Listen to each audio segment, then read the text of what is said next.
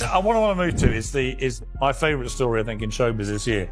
The Justin Baldoni war with Blake Lively, which seems to me, initially I felt quite sorry for Blake Lively, then I've been reading all the messages between them all, and which he's been putting out, obviously, and it just seems like a pair of absolute weapons-grade narcissists. This is, again, one of the dumbest PR moves. Just a woman who is in denial, attempting to gaslight the entire world who is witnessing what's actually happening.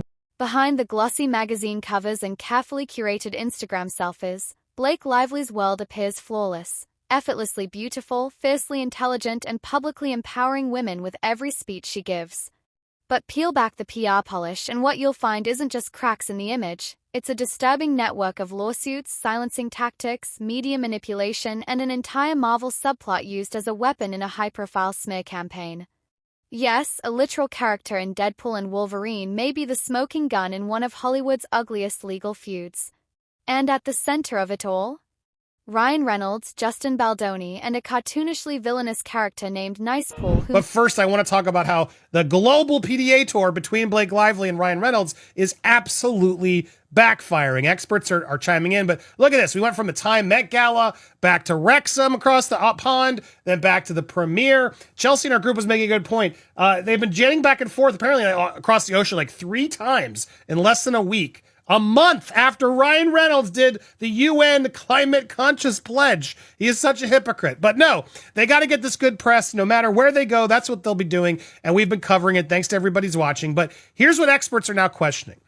Kara Shimmerman of Red Banyan PR tells Fox News Digital this type of strategy, flooding the market with appearances as an attempt to show normalcy and appearing unbothered or unaffected by the drama, is typically not well advised in crisis response planning. Does that surprise you that Ryan and Blake are ignoring the advice of this isn't probably the best idea, but then doing it anyway? I mean, that's so on brand if there was ever. So court documents reveal that Baldoni believes Nicepool wasn't just some random Deadpool gag character. He believes it was a thinly veiled, vicious parody of himself. His legal team is alleging that Ryan Reynolds and his creative team intentionally used the character to mock, humiliate, and publicly destroy Baldoni's reputation, all while shielding the attack under the guise of superhero satire. According to the legal filings, scenes involving Nicepool were built around Ryan Reynolds' personal grievances with Baldoni, specifically his involvement in sensitive allegations related to Reynolds' wife, Blake Lively. Suddenly, this isn't just a comic book movie. It's a live-action vendetta. And Marvel? They are scrambling. They've been fighting subpoenas demanding all communications, drafts, character notes, and behind-the-scenes conversations involving Nicepool. Marvel claims the documents are too confidential, that they reveal secrets about upcoming projects and ongoing franchise development. But critics are calling their bluff. Because this character was killed off in his very first appearance. He's not part of any future storyline. There's nothing left to protect, except maybe Ryan Reynolds himself. The hypocrisy is staggering. Marvel, the same studio that has released books, documentaries, and Comic-Con panels spilling every detail about its character arcs, is now claiming that revealing anything about one joke character would somehow jeopardize the sanctity of the entire MCU. It's laughable. And yet, behind that weak excuse lies something much darker, the possibility that Marvel isn't protecting its intellectual property. It's protecting a coordinated character assassination that played out on the big screen in front of millions. What makes this even more disturbing is the timing. While Marvel was dodging subpoenas and Ryan was allegedly mocking Baldoni in theaters, Blake Lively was standing on stage at the Time 100 Gala, preaching about finding her voice, overcoming trauma, and empowering women. But according to internal documents and court filings, her legal team was simultaneously waging war behind the scenes, filing lawsuits against former employees, threatening ex-staffers with ruinous NDAs, and launching what one lawyer described as extraordinary silencing campaigns to shut down anyone who might reveal the truth about Blake's business practices. Yes, you heard that right. While Blake was being crowned one of the most influential people in the world, her team was going to terrifying lengths to ensure that no one could challenge her carefully crafted image. The lawsuits weren't just routine Hollywood PR cleanup.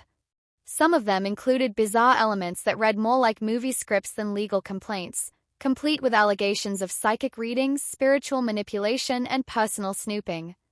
It's But I'm taking a moment to really process and accept the fact she used this as an opportunity to now try to paint herself as a survivor. To all the survivors who watch, I know we have a lot in our audience.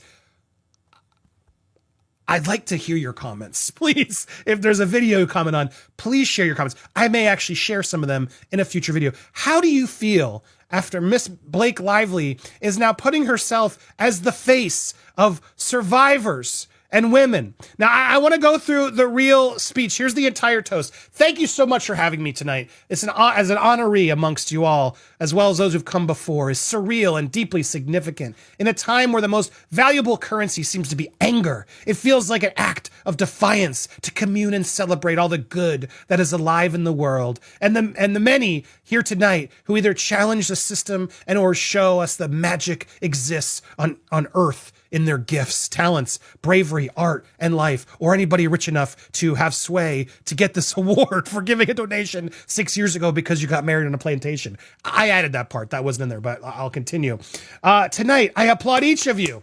It's an interesting thing to be called influential. It's for you to be called influential. It's very interesting. It most definitely is an honor, but what does influence mean? By definition, it's the capacity to have an effect on the character, development, or behavior of someone or something. So you just, the behavior just taking people over, right? Is that what it is? To have an effect that not only is an honor, it's a significant responsibility. How we use that is what matters. Ain't that the truth? Ain't that someone talk about someone who overuses it? Who and what we stand for, what we stay silent about, and what we monetize versus what we actually live. This girl tried to throw in what we monetize. You monetized a movie about DV. You promoted an alcohol brand and your hair care line to be about this movie, and you wanted it to be light and floral so you didn't have to get Multiple former employees have stepped forward, some anonymously, others through intermediaries, describing a work environment ruled by fear. They say that anyone who tried to speak out about unethical behavior was met with intimidation, legal threats, or career blacklisting. And what's most unsettling? Many of these targets were women, the very demographic Blake claims to uplift. While she's on stage talking about women finding their voice, her lawyers were actively working to take those voices away. And now industry insiders are starting to talk. Producers and crew members are allegedly avoiding projects associated with Blake, describing her as high risk due to the growing list of legal landmines. One source close to the situation even said, "It's like working with a politician, not a performer. Every move is scripted, every interaction calculated." But perhaps the most absurd twist in this entire saga is how Blake Lively ended up on the Time 100 list in the first place. The magazine claimed the honor was based on impact within the last year. But their own write-up pointed to a charity donation Blake made 6 years ago. Yes, 6. That's the best they could come up with. A donation from 2018. It's not just lazy journalism. It's a clear sign that the list may be more about connections, optics, and PR strategies than actual influence. Former Time staffers have confirmed that the selection process is often manipulated. Celebrities who agree to attend the gala, post about the event, and bring social media clout to the table often get priority. So it's no surprise that Blake, facing growing backlash, business scrutiny, and insider whispers, magically landed a spot just when she needed a public image boost the most. This wasn't about recognizing impact. It was about damage control. And what about Ryan Reynolds? The man who built an empire on charm, comedy, and marketing brilliance looked visibly shaken during Blake's Time 100 speech.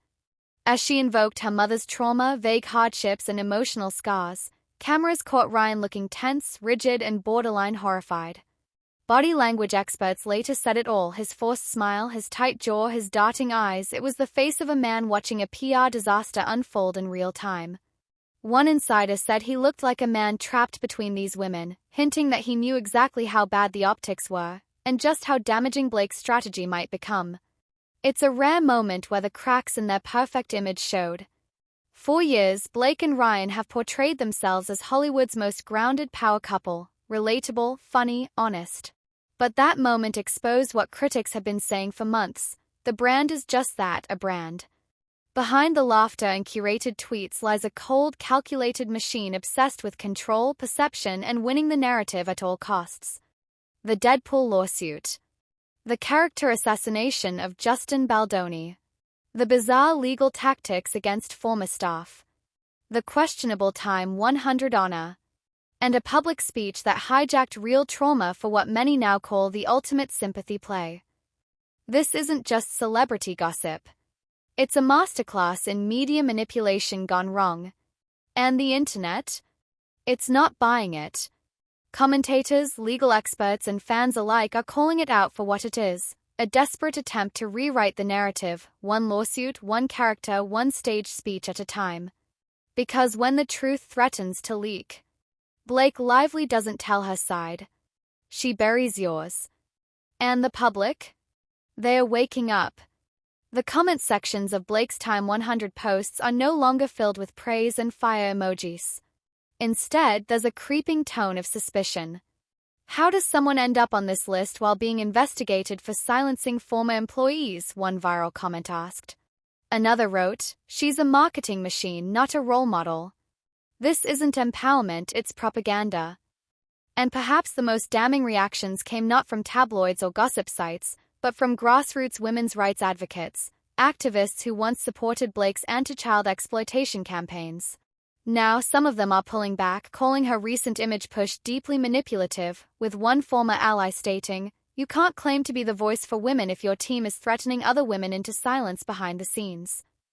That's the heart of this entire controversy, the performative feminism that dominates Hollywood today, where empowerment is packaged, polished, and sold for clout, while real voices are crushed beneath NDAs and court orders.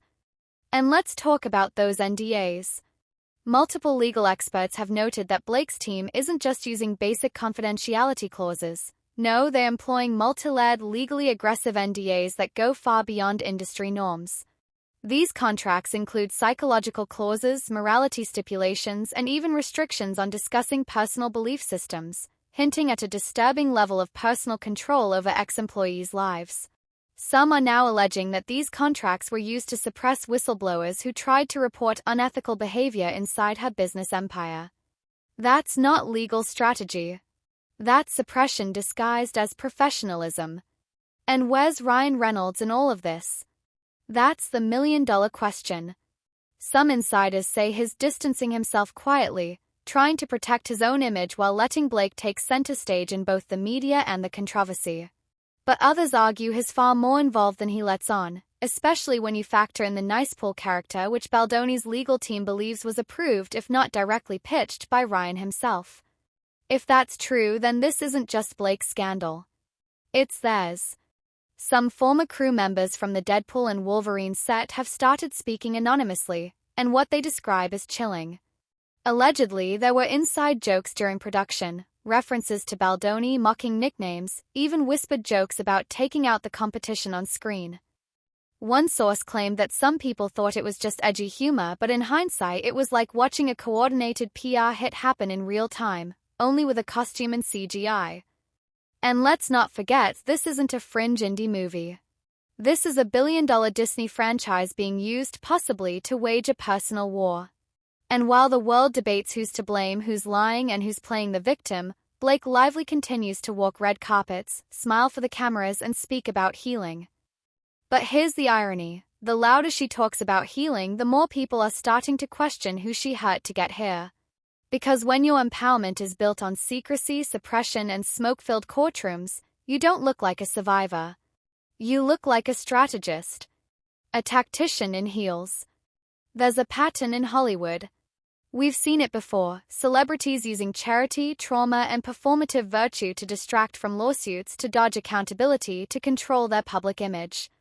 But what makes Blake's case so compelling and so dangerous is how successful she's been at making people believe it. Until now. The cracks are spreading. The lawsuits are growing. Baldoni's team is gaining support.